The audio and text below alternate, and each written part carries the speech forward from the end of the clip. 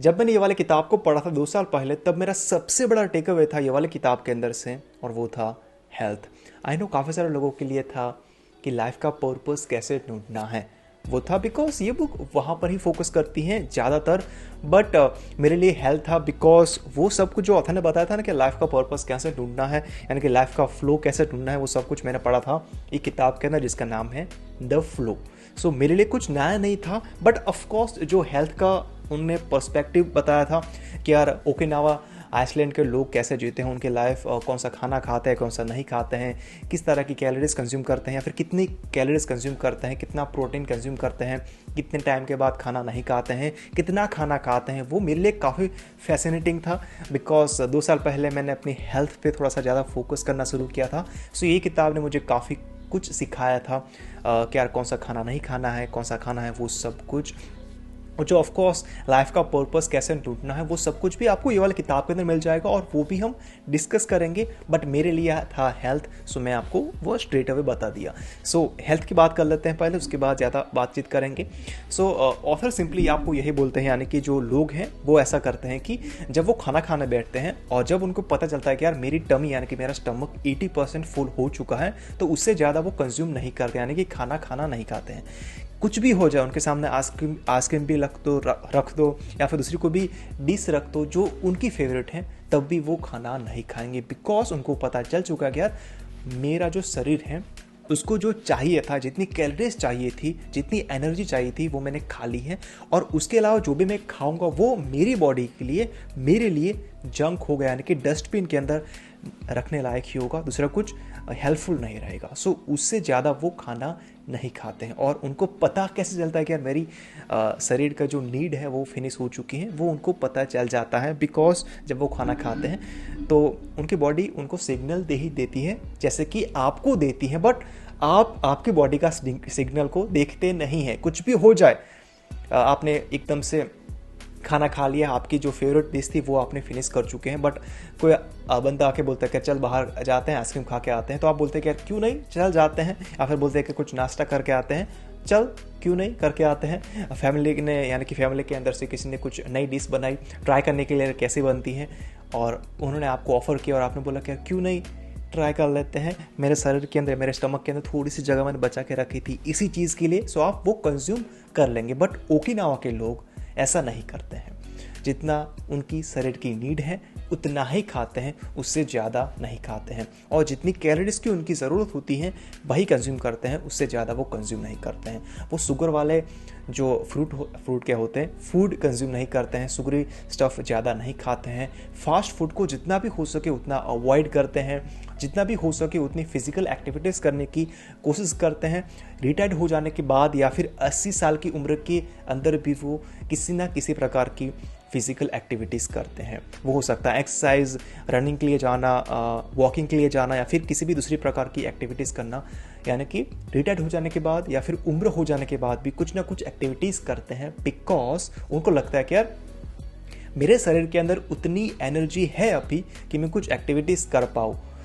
Because कुछ सालों के बाद मैं कुछ ऐसी चीज़ें नहीं कर पाऊँगा जो मैं अभी कर रहा हूँ 80 साल की उम्र के अंदर भी। सो आप सोच सकते हैं कि यार उनकी माइंड सेट क्या होता होगा ओकिनावा आइसलैंड के लोगों का। और वो सब कुछ ऑथर ने ये वाला किताब के अंदर बताया है। और जब मैंने वो सब कुछ सुना था ना, तो मेरे लिए काफ़ी फैसिनेटिंग था, बिकॉज मैंने ऐसा कुछ पढ़ा नहीं था या फिर सुना नहीं था, देखा नहीं था लोगों के बारे में। बट जब मैंने सुना, जाना ओकिनावा आइसलैंड जो जापान के अंदर है, उन लोगों के बारे में कि यार वहाँ के लोग 80 साल 90 साल एवरेज में जीते हैं, तो मेरे लिए काफ़ी फैसिनेटिंग था। बिकॉज काफ़ी सारी दूसरी कंट्रीज़ के अंदर ऐसा नहीं होता है।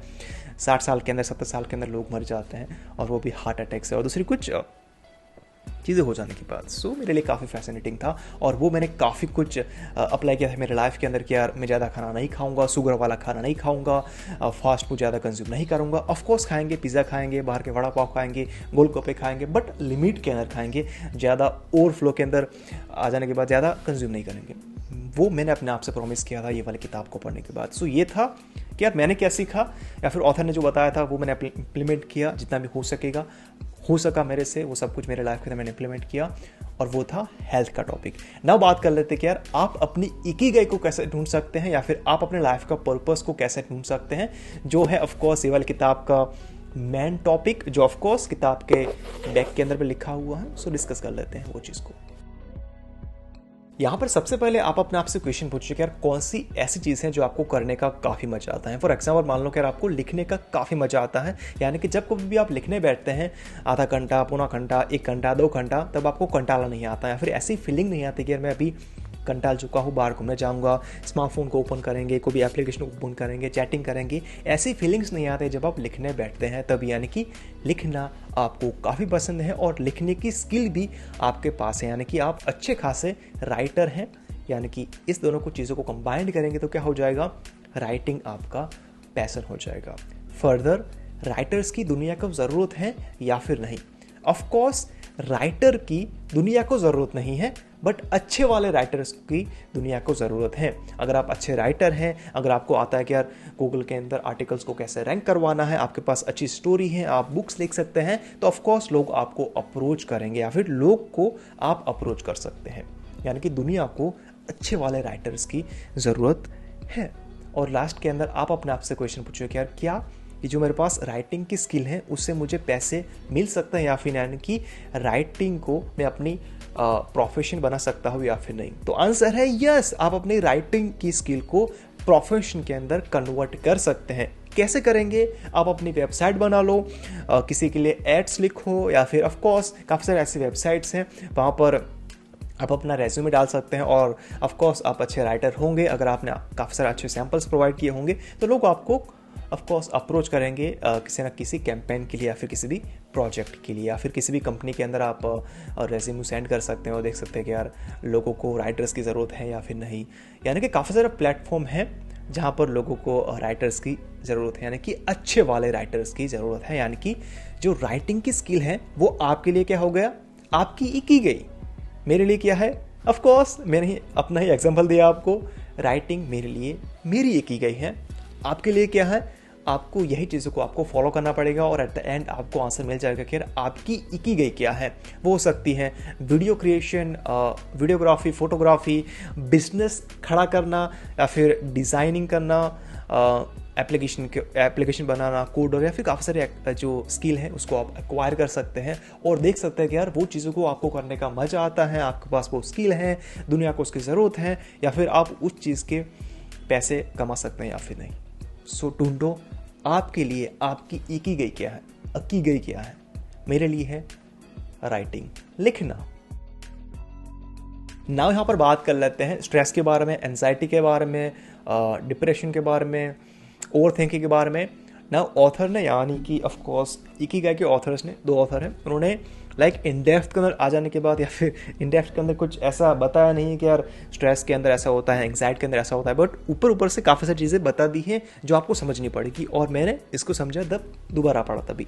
सो ऑथर आपको सिंपली यही बोलता है कि यार जो चीज़ अभी हुई नहीं है उसके बारे में सोचने से कुछ होगा नहीं आपकी लाइफ के अंदर। फॉर एग्जाम्पल, अगर आपने गवर्नमेंट की एग्ज़ाम दी है, आपने एग्ज़ाम काफ़ी सही तरीके से लिखी है, आपको अपने आप का विश्वास है कि यार नहीं ये एग्ज़ाम क्लियर हो जाएगी, मुझे जॉब मिल जाएगी, तो उसके बाद उसके बारे में ज़्यादा सोचना, ओवर थिंक करना और उससे टेंशन लेना, उससे स्ट्रेस लेना, उसके बारे में ज़्यादा ओवर थिंक करना वो अच्छी बात नहीं है, राइट? उससे कुछ होगा नहीं। आपने एग्ज़ाम दे दी है ना, आप जितना भी सोचेंगे, जितना भी घबराएंगे, जितना भी स्ट्रेस करेंगे, उससे आपके लाइफ के अंदर कुछ भी एकदम से फ़र्क नहीं पड़ेगा कि यार ओके वो प्रोफेसर आपका एग्ज़ाम का पेपर देख रहा है और उसको लगेगा कि यार राहुल काफ़ी स्ट्रेस कर रहा होगा, काफ़ी टेंशन में होगा, तो क्या करता हूँ मैं इसको पास कर देता हूँ। ऐसा कुछ होगा नहीं आपके स्ट्रेस लेने से।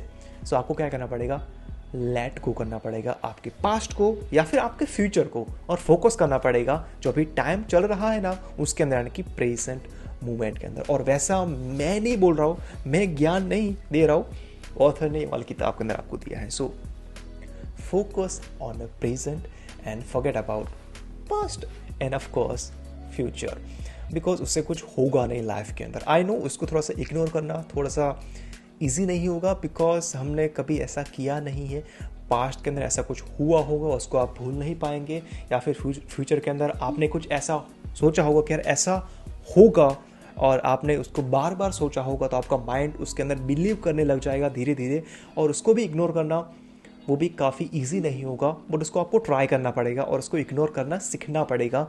और उसको इग्नोर कैसे करेंगे, उसका सिंपल सोल्यूशन यही है कि यार डेली कसरत करो, एंड जितना भी हो सके शुगर को इग्नोर करेंगे तो काफ़ी अच्छी बात है। मैं ऐसा नहीं बोल रहा कि यार शुगर को एकदम से क्विट कर दो, बट लिमिट के अंदर लो, ओवरडोज मत कर लो, या फिर काफ़ी ज़्यादा कैफीन कंज्यूम मत करो, या फिर बाहर का खाना ज़्यादा मत खाओ, घर का खाना ही अच्छा रहेगा, और बहुत ज़्यादा कैलोरी को कंज्यूम मत करो, यानी कि हेल्थी रहो, एक्सरसाइज करो, ऐसे कुछ बुक्स पढ़ो, एंड ऑफ कोर्स मेडिटेशन करेंगे तो काफ़ी अच्छी बात हो जाएगी। ऐसा करने से आपको रिजल्ट इमिजिएटली नहीं मिलेंगे, बट धीरे धीरे धीरे जब आप आगे बढ़ेंगे तो ऑफ कोर्स आपका जो रिजल्ट है वो नज़दीक आता जाएगा और आपको रिजल्ट पे मिल जाएगा। सो मेक श्योर ये कुछ चीज़ों को फॉलो करना। अगर आप ओवर थिंक कर रहे हैं, स्ट्रेस ले रहे हैं चीज़ों के बारे में जो अभी हुई नहीं है या फिर होने वाले उसके बारे में, तो कुछ होगा नहीं।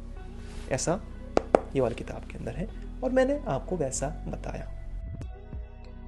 सो यस, ये थे कुछ 3 टेकअवेज जो मुझे लगा कि यार आपके साथ शेयर करने चाहिए, तो मैं आपके साथ शेयर कर रहा हूँ। जब मैंने इसको दोबारा से पढ़ा तो कुछ दूसरा कुछ समझ में आया था, सो मैंने सोचा कि यार बात कर लेते हैं आपके साथ ये वाली किताब के बारे में। आई होप आपको पसंद आया होगा। एंड दूसरी बात, ये बुक के ऑथर ने उनकी नई किताब निकाली है द इकिगाई जर्नी, और इसको भी मैंने पढ़ा था काफ़ी सालों पहले।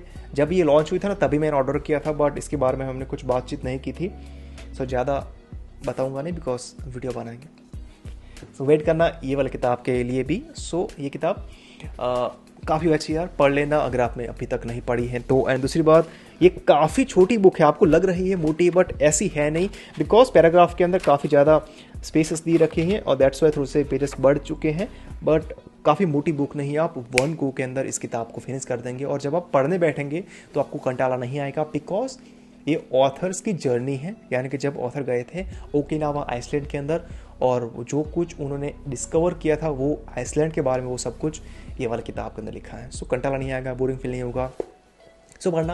एंड आई होप कि यार आपको ये बुक या फिर किताब पसंद आएगी। एंड अगर आपको इस किताब को बाय करना तो क्या कर सकते हैं, लिंक प्रोवाइड कर दूंगा डिस्क्रिप्शन के अंदर, या फिर अगर आपको इस किताब को पढ़ना है तो मैंने ऑफकोर्स आर्टिकल लिखा था bookstock.com के अंदर, वहाँ पर जाने के बाद भी आप इस किताब को पढ़ सकते हैं, वो भी फ्री के अंदर। लिंक प्रोवाइड कर दूंगा डिस्क्रिप्शन के अंदर। पढ़ना नहीं पढ़ना आपके ऊपर है, मैंने आपको ऑप्शन दे दी है, फ्री वाला, पेड वाला भी। सो अभी हम क्या करते हैं, मिलता हूँ आपको अगले वीडियो के अंदर, तब तक bye bye, have a freaking great day.